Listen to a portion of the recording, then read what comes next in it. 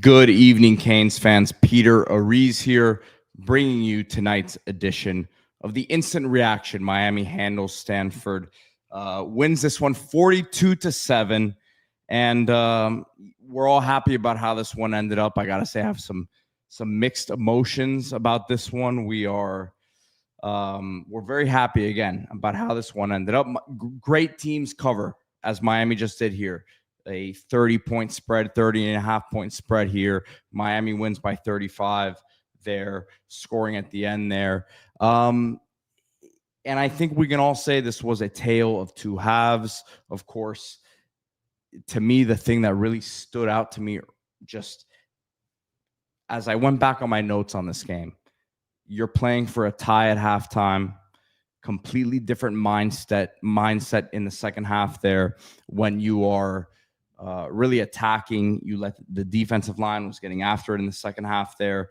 Carson Beck, I think tonight we saw a game plan in the first half that was a bit conservative. I think protecting him in a sense, which you look at the stats, 189 yards, a touchdown, no interceptions, had a couple passes there that could have been intercepted. And the stats don't really necessarily tell the story of how this game played out, especially through the air, because Miami wins this one again 42-7. So like, I have to take a step back here and understand Miami wins the game on paper how they are supposed to, but we can still take a step back and understand that there are things that we would like to see that I think could propel this team forward. Mark Fletcher, big-time bright spot today for the Miami Hurricanes, 106 yards on the ground, 4.6 yards a carry, 3 touchdowns.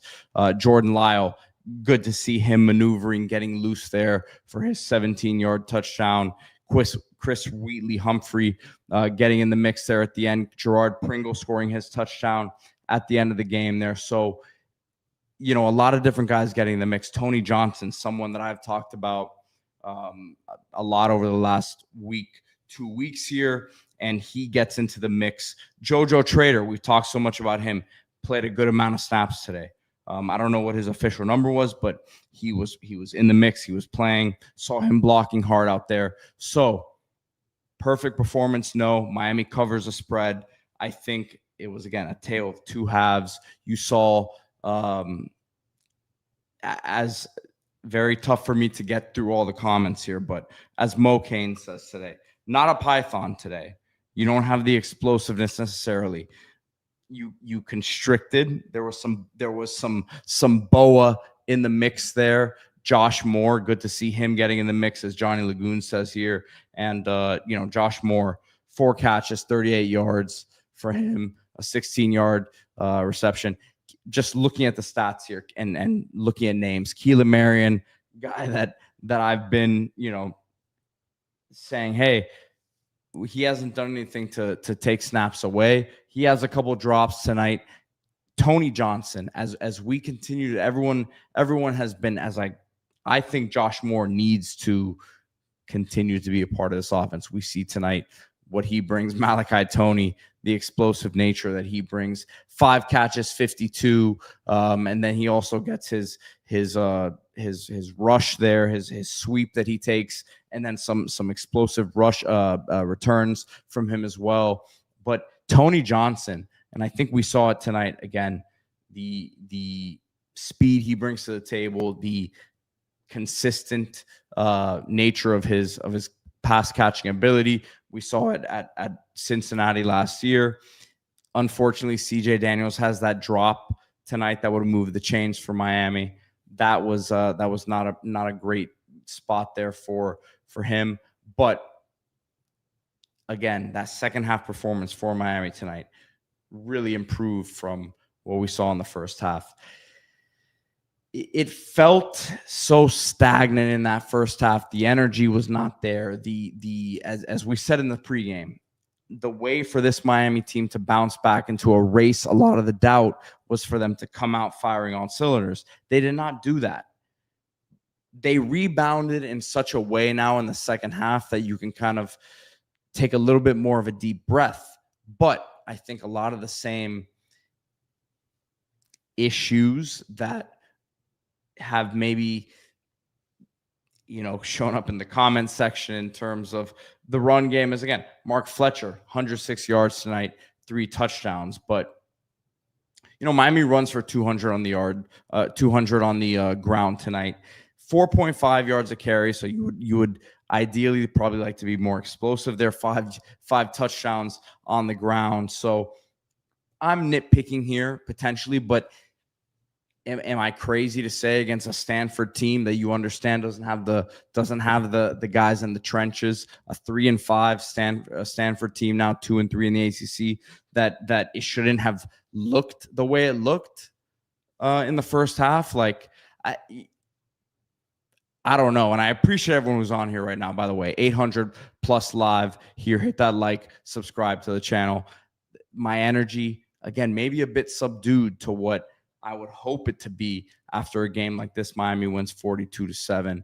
But there's just like too many things that against a team of this caliber, I'm going to be real with you, in Stanford, that should not be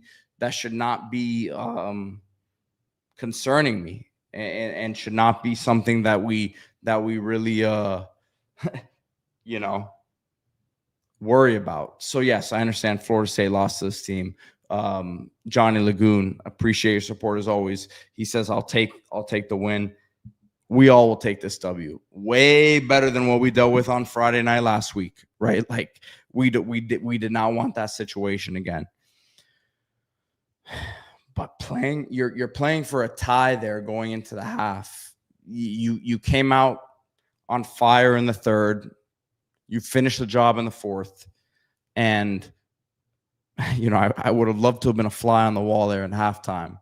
But, I watched Indiana earlier today, and I saw them handle a UCLA team that was hot, that has some momentum, and I'm not trying to compare them and Stanford. I'm just saying, like, they handled business a different sort of way for 4 quarters. This was not that full four-quarter performance that I wanted to see from the Miami Hurricanes today. You're going to be going into SMU next week in Dallas. That's going to be a team that you're Miami. You're going to have a target on your back no matter what. Rhett Lashley has his ties here. You have your guys with their ties at Miami. They lost today against Wake Forest. You can't come out with that energy you came out with tonight. You play how you did in the first half tonight against SMU. You're down. It's the same situation you're in against Louisville. And again, I hate to bring this energy to this post-game podcast, but like there's some cracks in the armor that I'm seeing right now, and you can get away with it in this game. You really can. You covered. Maybe, like, guys, check me in the comments if I'm being wrong. Check me in the comments, please, if I'm being wrong. Have over 1,000 here on the live. Hit that like, subscribe to the channel. And again, I've said it. It was 2 different halves of football here. But you're playing for the tie there at the end of the half here against Stanford. If you were doing that against any other team in the conference, just about, you were down 2 to 3 touchdowns the way that you played in that first half. So in a home game. So SMU next week, way different animal. They are going to be fired up. It's going to be Halloween weekend. If I am being completely off base here, let me know. Please let me know. As Night King says, he says, I'm a crazy rainstorm the whole second half. Keep that in mind. Yeah. So definitely the weather there in the second half. It started to get. I thought there for a second we might get a thunderstorm. So thank God we didn't. But they established what they wanted to do there in the second half. You should do that against Syracuse, I will add. But Yeah, I think we were all tired of seeing Andrew Luck there on the sidelines. My dad was texting me that he was annoyed by him on the sidelines. I don't think it was his fault. I think the cameras were just catching him. But Faith Family Football says, "Good evening, team." You're right, Pete. The offense is off. I mean, look, I just that second half was great. I am very, very happy about how that game ended. And you got some young guys in the mix there. You got Emery in the game there. But yeah, man, I want to see some more explosiveness. I want to see some more. It just seemed like in that first half, it seemed like you were protecting Beck in a sense. And if they're doing that right now against Stanford, I get concerned about what it looks like moving forward in terms of the offense. So I'm not pointing fingers. I'm not blaming anyone in particular. I'm just sitting here as a fan observing, saying that first half was not fun to watch.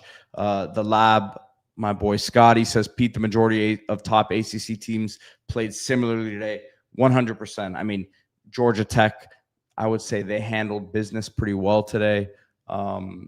We see Louisville and Boston College here. That's a 10-point game right now. Let me go back to the rest of the ACC. Yeah, Virginia obviously had that overtime win. Could if North Carolina scores that 2-point conversion there at the end, then they lose. So that was a crazy one. SMU, we were watching that one live earlier on the pregame show. We saw Wake Forest win that one. Pitt, that will be a tough one late in the season there. So yeah, I agree with you, Scotty, but my brother, as well as I don't think that we want to use the rest of the ACC as to what our standard is. Like, we want to separate ourselves from that pack. Georgia Tech is the best other team in the ACC right now, right? And if that's what our standard is, then we gotta reevaluate where we are right now. So we've got to rise above that. We can't lower ourselves to the competition that we're playing right now, which we're going to see here the rest of the ACC. You're going to see smaller. You're going to see some speed now with SMU. Very concerned about this one moving forward here. But the teams that you face here moving forward are not going to be as talented as you. They on paper, which what the heck does this mean? On paper, more physical, but Miami should be on paper more physical in terms of the body types moving forward, what you play. They were supposed to be severely more physical on paper than this team. And yes, they won by 35, but that was not the case in the first. In the first half, it was not really the difference in the game. So what does that mean? You have some teams here now in the ACC that like I said, are not going to match up physically with you, but are still going to be better than what we just saw right now against Stanford. So between that, what Faith Family Football says here, he says our passing attack's off. Everyone who's listening to the show, I mean, unless we're watching a different game, there was not confidence in the passing game in terms of the vertical passing game in that first half. So something was off there. This should have been a get-right game in terms of that aspect. You did not see that. So there's still questions to be asked. I'm just getting to some of these comments. I appreciate you guys who are in here. And I know there's going to be people that disagree with me as well. But yeah, it was. I see. I have a couple star comments here. Steven Aveo says we need to come to Jesus moment with the offense. We are too easy to scheme against. Moore needs to play. He has some juice. Agreed with Josh Moore. Said that already earlier in the broadcast here. Come to Jesus moment with the offense. I think you need to continue to diversify, and you need to trust your quarterback. I will say Jay Lundy also says you're spot on, Pete. Nice win, but the energy's off. Yeah, I'm not I promise you guys, like I want to come on here with the crazy energy that you guys know me to be post game Pete with, but like I can't muster something up if that's not what it feels like. So we're gonna keep working towards it. Hopefully, this team next week on the road has a statement win against an ACC team that just came off a loss against Wake Forest, well-coached Wake Forest team. So yeah, that's really what I want to see this team continue to do. Still some penalties in this game, still some pre-snap stuff that was not pretty. That was not what you want from a team that needs to clean things up here moving forward. So yeah, I want to get to my notes here real quick. See if I had anything else. Yeah, you had a false start that killed a drive early in the game. Dante Simpson, nice tackle for loss from him. That was very encouraging to see. Armando Blunt, couple tackles for loss today, and really the physicality just showed from him. It just kind of popped off screen. Herbert Scroggins, we said that he would be a big part of Miami's defensive line moving forward. I think definitely not a redshirt guy, going to be an impact player for Miami here. And I'll leave you with this. Whoops, excuse me. Got this fancy new. By the way, don't tell me I don't love the Canes. I got this stupid orange color iPhone.